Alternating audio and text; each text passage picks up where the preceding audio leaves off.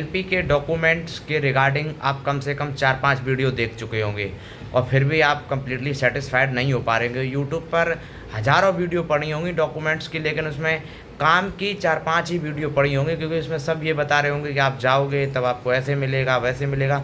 लेकिन एक्चुअल जो चीज़ें होती हैं, जो बच्चों को डाउट होते हैं, जो सेल्फ मैंने एक्सपीरियंस किया जब मेरे डाउट थे, जब मेरा डॉक्यूमेंट्स था, तो वो डाउट्स बहुत कम ही वीडियो ऐसे मिलती हैं जहाँ क्लियर हो पाते हैं। इस वीडियो में लगभग आपके सभी डाउट क्लियर हो जाएंगे। मैंने एक वीडियो एएलपी के डॉक्यूमेंट्स के रिगार्डिंग 5 मिनट की बनाई है। केवल मैं काम की ही बात करता हूँ, उसमें किसी तरह की कोई फालतू की बात नहीं करता हूँ। उसमें भर भर के कमेंट आए हुए हैं, वो कमेंट के हम कुछ डाउट लेना चाह रहे हैं इस वीडियो में।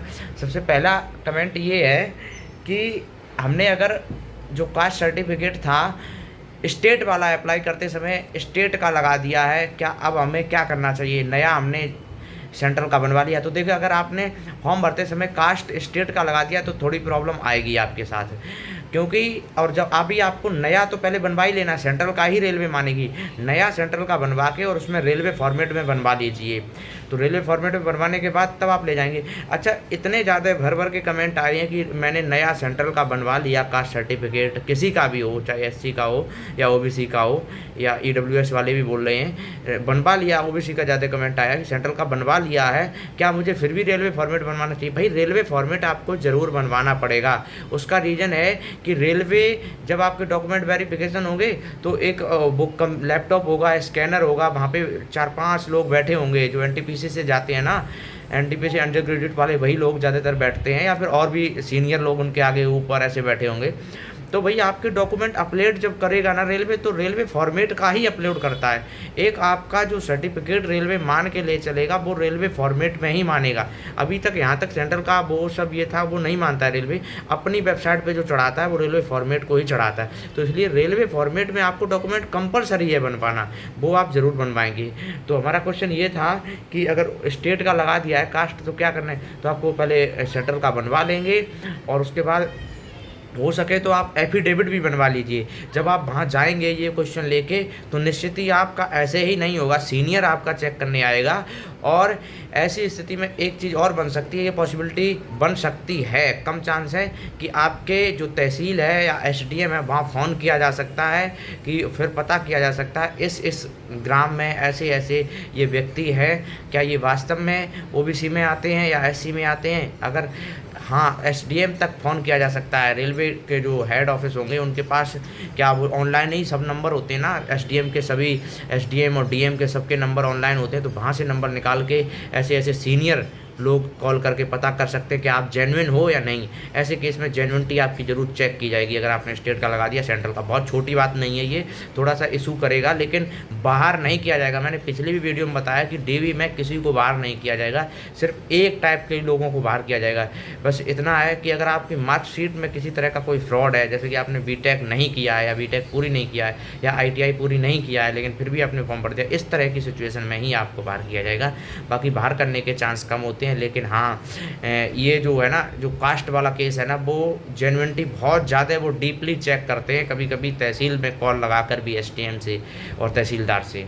अच्छा, दूसरा जो क्वेश्चन आ रहा है वो ये है कि रेलवे फॉर्मेट, हाँ तो हमने बता दिया, रेलवे फॉर्मेट आपको ज़रूर अपलोड करना है उसमें, क्योंकि आपका जब तक रेलवे में सर्विस रहेगी तो रेलवे वाला फॉर्मेट ही आपका अपलोड रहेगा। वेबसाइट पे आपकी एक पूरी आईडी बनेगी जिसमें आपके पूरे डॉक्यूमेंट्स अपलोड होंगे। जब आपका ज्वाइनिंग होगा ना, तब भी वो डॉक्यूमेंट्स खोल के चेक किए जाएंगे क्या जेन्युइन बंदा है या नहीं। पूरा एक कंपाइलेशन आपका बनता है, ये कोई छोटी मोटी बात नहीं है। डीबी का मतलब हाँ, एक पूरा डॉक्यूमेंट वेरिफिकेशन चेक ही नहीं करेंगे, वो एक कंपाइलेशन बनाएंगे, अंदर फिलअप करेंगे। एक क्वेश्चन है कि कट ऑफ हमने यूआर से पार करी है, तो क्या हमें ओबीसी सर्टिफिकेट, एससी सर्टिफिकेट बनवाना जरूरी है? बहुत ज़रूरी है। अगर आपने कट ऑफ किसी ओबीसी से या यूआर से किसी से भी पास की है, तो आप जिस कास्ट में आते हैं उसका सर्टिफिकेट बनवाना जरूरी है। क्योंकि आपकी जीडीसी की एग्जाम जब आएगी, मान के चलिए आप जेई का फॉर्म भरेंगे, तो क्या जेई का भी फिर यूआर जनरल से ही फाइट करेंगे? तो भी तो आप ओबीसी का लाभ लेना चाहेंगे ना, एससी का लाभ लेना चाहेंगे, तो इसलिए आपको कास्ट अपना जरूर बनवा के ले जाना है। और वैसे भी वहाँ जो चेक करेंगे ना, आपका पूरा बायोडाटा ओबीसी वाली कैटेगरी में फिल हुआ होगा, यानी आपका पूरा डॉक्यूमेंट्स, पूरी चीज़ें ओबीसी के थ्रू पास हुई हैं ना। जैसे मान के चलिए ओबीसी की 35 वैकेंसी थी और आपने कट ऑफ जनरल पे पार कर डाली, आपने क्या किया, कट ऑफ जनरल पे पार कर दी और ओबीसी की 35 वैकेंसी फिल हो गई और तो जनरल की इतनी फिल हो गई। अगर आप ओबीसी का सर्टिफिकेट नहीं देंगे तो यहाँ प्रॉब्लम आएगी, क्योंकि कैटेगरी वाइज सब फिल किया गया है, लेकिन आपका समझ के लिया गया है। डॉक्यूमेंट आपको ज़रूर देना है, जैसे आप जनरल से पास हुए तो भी अगर आप ओबीसी सर्टिफिकेट ज़रूर लेके जाएंगे या एससी वाला सर्टिफिकेट। अच्छा, एक कमेंट और आ रहा है, हमने बता दिया है क्योंकि जेई वगैरह का जब एग्ज़ाम होगा जीडीसी का तो भी तो आपको हेल्प मिलेगी अगर आप डॉक्यूमेंट्स लेके जाएंगे अभी अपना कास्ट का पूरा। एक कमेंट आ रहा है कि ईडब्ल्यूएस एससी या ओबीसी वाला जो है वो हमें रेलवे फॉर्मेट में नया बनवाना चाहिए या पुराना जब हमने फॉर्म अप्लाई किया था तब बनवाना चाहिए। तो आपका जब एडमिट कार्ड 4 दिन पहले आएगा उसमें साफ साफ लिखा होगा, देखो हर एक आरआरबी का अलग अलग सिस्टम होता है, तो जो मेरा आया था उसमें नया वाला बनवाया गया था, तो नया ही ज़्यादातर चांस है कि रेलवे फॉर्मेट में बनवाया जाए। आपके एडमिट कार्ड पे लिखा होगा, 1 दिन में ही बन जाएगा, रेलवे फॉर्मेट में बनने में ज़्यादा टाइम नहीं लगेगा, 1 या 2 दिन में बना देंगे वो। तो आपके 4-5 दिन पहले जब एडमिट कार्ड आएगा तो आप देख लेना कि नया मांग रहे हैं पुराना, तो नया ही मांगते हैं ज़्यादातर। आप अभी से ही बनवा के रेडी रखिए, नया वाला रेलवे फॉर्मेट ज़रूर बनवा लीजिए। पुराना अगर मांगा जाए तो पुराना भी बनवा लेना, लेकिन नया ही मांगा जाता है तो नया वाला रेलवे फॉर्मेट में आप अपना कास्ट का बनवा लेंगे। कास्ट का ही ज़्यादा डाउट है। और एफिडेविट अगर कोई मिस्टेक है, आपने कोई प्रॉब्लम है कुछ भी ज़रा सी भी थोड़ी सी भी, तो ज़रूर एफिडेविट बनवा लेना, तो आपको भटकना नहीं पड़ेगा, वहाँ प्रॉब्लम नहीं होनी पड़ेगी।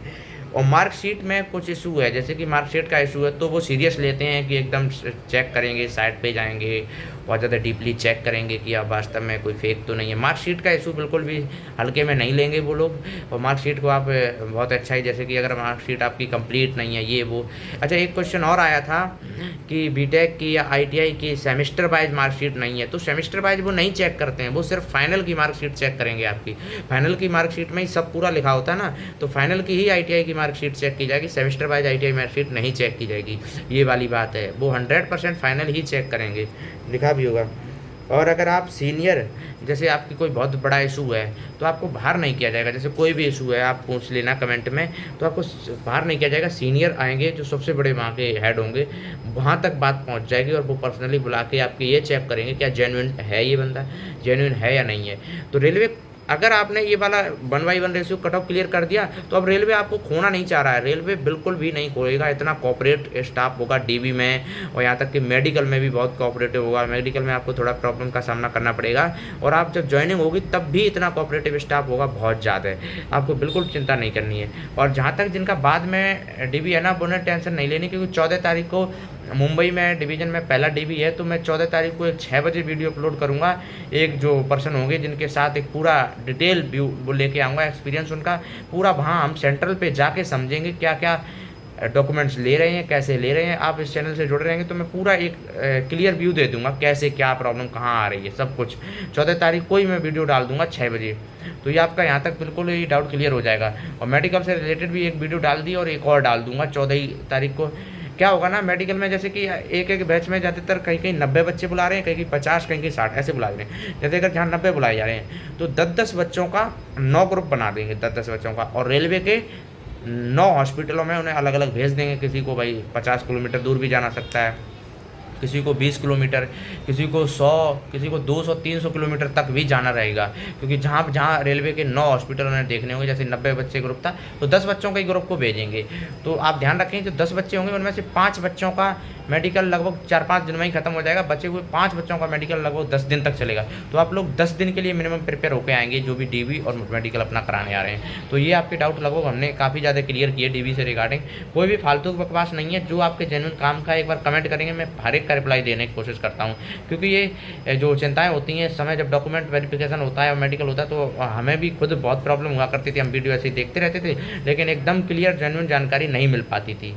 एक बात ये और है कि आप ऐसा बिल्कुल ना सोचें कि डॉक्यूमेंट आपके एडमिट कार्ड में लिखा हुआ है ये डॉक्यूमेंट लेके आना, और आप वो लेके नहीं जा रहे, सोच रहे हैं कि बाहर तो करेगा नहीं, तो प्रोसेस आपकी डिले कर देगा। ऐसे बहुत सारे लोग हैं हरे इसमें रेलवे में कि जिनका प्रोसेस डिले हो जाता है। भाई सीधी बात है, आपको उनको वो डॉक्यूमेंट चाहिए ही है, चाहे आपको बाई पोस्ट करना पड़े, चाहे बाई ईमेल करना पड़े, या आपको टाइम देंगे कि 20 दिन बाद यहीं इसी ऑफिस में आके जमा कर जाना, तो आपको डॉक्यूमेंट ज़रूर ही जमा करना पड़ेगा, चाहे कैसा भी डॉक्यूमेंट हो। तो इसलिए कोशिश करें अभी बनवा लें सब, अगर नहीं बन पा रहा है तब ये वाला काम ज़रूर आपको करना पड़ेगा कि दोबारा फिर से जाके वहाँ जमा करना पड़ेगा। डॉक्यूमेंट आपको जमा करना ही पड़ेगा, नहीं तो आपकी प्रोसेस डिले कर दी जाएगी। आप ऐसा ना सोचें ये डॉक्यूमेंट नहीं लेके जाए, वहाँ ये कह देंगे रिक्वेस्ट कर लेंगे, ऐसा बिल्कुल नहीं होगा।